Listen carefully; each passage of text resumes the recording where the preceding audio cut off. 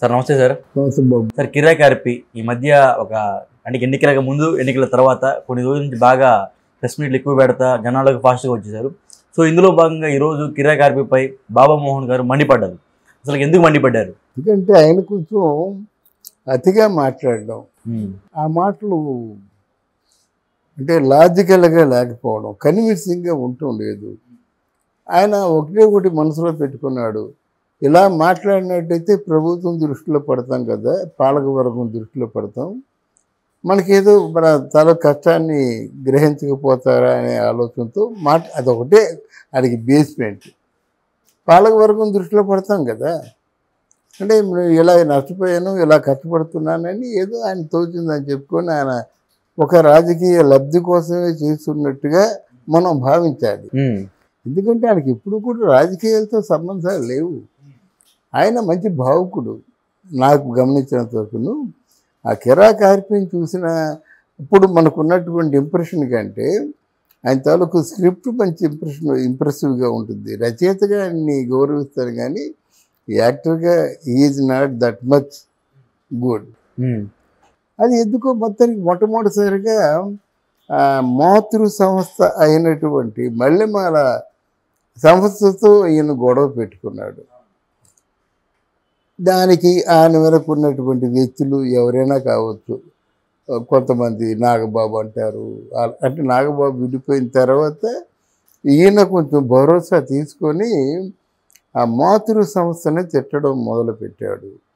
వాళ్ళు ఎంతగా హింస పెడుతున్నారు, ఎంతగా కష్టపెడుతున్నారు, ఎటువంటి నీతి నికృష్టమైనటువంటి భోజనం పెడుతున్నారు, ఆ భోజనాన్నేమో కుక్కలు కూడా తినమని చెప్పేసి మాట్లాడేసరికి కొన్ని బాగా అవి జనంలో చొచ్చుకుపోయాయి.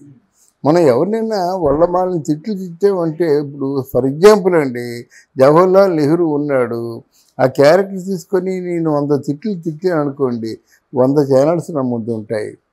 అలాగే జవహర్లాల్ నెహ్రూలో ఉన్న గొప్పతనాలు 100 చెప్పాను అనుకోండి, ఒక ఛానల్ కూడా అవసరం లేదు. అది మనకెందుకు అంటే సమాజంలో వాళ్ళు కోరుకుంటుంది, వాళ్ళకి నచ్చే విధానంగా మాట్లాడడం కోరుకుంటున్నారు. అది ఎంతవరకు వాస్తవం అని ఎదురు ప్రశ్నించే వాళ్ళు లేకపోతున్నారు.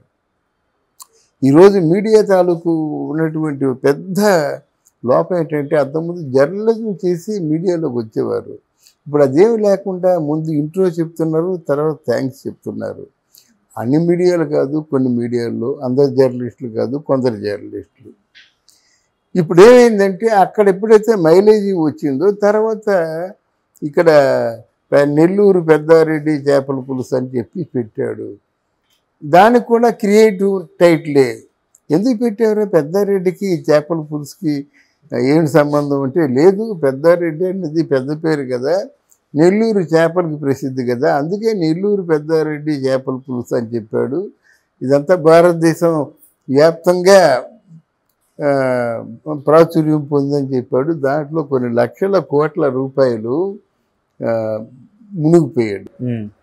ఈ మధ్యలో అసలు సినిమా ఫీల్డ్లో అసిస్టెంట్ డైరెక్టర్గా క్లాప్ కొట్టకుండా, ఎడిటింగ్ రిపోర్ట్ లేకుండా, ఎడిటింగ్ అంటే ఏమిటో తెలియకుండా డైరెక్షన్ చేతబుట్టాడు.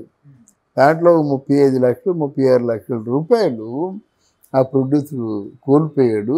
సరే, వాళ్ళకి ఎవరో మీ బోటి సలహా చెప్పి ఉంటారు, సరే 35 లక్షలు కోల్పోరా బాబు, ఇంకా నీకు అంటే ఆ ₹1 కోటి కావాలంటే ఇంకా మీకు ఎంత ఉంటుంది, ఇంకొక 65 లక్షలు మిగిలినట్టు అనుకో, 65 లక్షల రూపాయలు లాభం అనుకో అని అదొకటి పోయిందన్నమాట. అంటే కిరాయి కార్పి వల్ల మాతృ సంస్థ దెబ్బతిన్నది. తర్వాత ఇక్కడ సినిమా తీసి సినిమా దెబ్బతిన్నది. ఆయన కూడా స్వయంగా కొంత కోల్పోయాడు. ఆఖరికి నెల్లూరు పెద్దారెడ్డి చేపల పులుసుగానే మిగిలిపోయింది. ఆమె ఎక్కడా లేదు. ఆయన భారతదేశం అంతా వ్యాపించేలా చేస్తా ఉన్నాడు. ఇక్కడి నుంచి మద్రాసు, బెంగళూరు ఎక్కడ చూసినా నెల్లూరు పెద్దారెడ్డి చేపల పులుసే. ఆయన అనాలోచితమైనటువంటి చర్యలకు తార్కాణంగా నేను చెప్తున్నాను. ఎంత లేదన్నా రోజా ఎదుట అమ్మ అమ్మ అంటూ చేతులు కట్టుకొని నిలబడేవాడు కదా, అంత కృతజ్ఞతాహీనంగా వెళ్ళవలసిన అవసరం వాళ్ళు లేదు. అదే రోజా గారిని 3,000 రూపాయలు స్కామ్ చేశారు అంటున్నారు. అది 3,000 రూపాయలు స్కామ్ చేస్తా. That is not his job అండి. నీకు ఆధారాలు ఉంటే మాట్లాడు. నీకు ఆధారాలంటే ఎవరో మాట్లాడిందని బట్టి కాదు. నేను చూసా, నేను చేశా, నేను ఉన్నా అంటే అది కాదు. ముందు నిన్ను మూసేస్తారు. జగన్మోహన్ రెడ్డి లాంటి వాడిని ఏమన్నారు, 36 హత్యలు అంటే come on tell me the names అన్నాడు. అయిపోయాడు. మనము ఎప్పుడైనా విమర్శన విశ్లేషణ కూడా హేతుబద్ధకంగా ఉండాలి, లాజికల్గా సైంటిఫిక్గా ఉండాలి. లేకపోతే చాలా పెద్ద ఘోరం. ఫర్ ఎగ్జాంపుల్ చిన్న మాట మాట్లాడుతా అనుకోండి. ఇప్పుడు ఎవడో సుబ్బారావు అప్పారావు కంటే వేధవ అన్నాం అనుకోండి, వెంటనే కేసు పెట్టేస్తాడు. సుబ్బారావు వేధం అంటే స్టేట్మెంట్, కంటే అప్పారావు కంటే ఆడికంటే నేను వేధం నన్ను కేసు పెట్టచ్చు. చెప్పుతో కొట్టడం పర్వాలేదు, నీ చెప్పుతో కొడతానని ప్రతి ఒక్కరు అంటారు చూసారా. It is great offence. కొన్ని ఉన్నాయన్నమాట. అవన్నీ లేకుండా వినేసి ఊరుకోవడం కాదు. ఆయన ఇలాగ మాతృ సంస్థల్ని ఓ పెద్దవాళ్ళని కూడా ఇలా బాహాటంగా విమర్శించడం ఏంటంటే ఆయన జర్నలిస్ట్ కాదు, జర్నలిజం తెలుసుకోలేదు. కేవలం తన ఉనికిని తెలియజేయడం కోసమే తెలిసి తెలియని మాటలు మాట్లాడుతున్నాడు. నిజానికి నేను అమాయకుడు అనుకుంటాను అన్నమాట. ఎందుకంటే అంత ఆవేశం ఉండకూడదు. జర్నలిస్ట్కి ఎప్పుడు ఆవేశం ఉండకూడదు. ఆవేశం లేకుండా ఈ should abstract the best one from the get. అంటే అందులో లోతులకు వెళ్ళి అన్వేషించి చెప్పినట్టయితే బాగుంటుంది. కానీ ఇలా చెప్పడం బాబు మోహన్ గారు చెప్పినప్పుడు కూడా బాబు మోహన్ గారితో నేను 100కి 100 పాళ్ళు సమర్థిస్తాను. ఈరోజు రోజని తిట్టాడు, రేపు పవన్ కళ్యాణ్ తిట్టడానికి నమ్మకం ఏంటి? ఇప్పుడు అక్కడ ఉన్నటువంటి కొడాలి నానికి ఈయనకి తేడా ఏమిటి? ఆ తెలియగడుగుతున్నాను.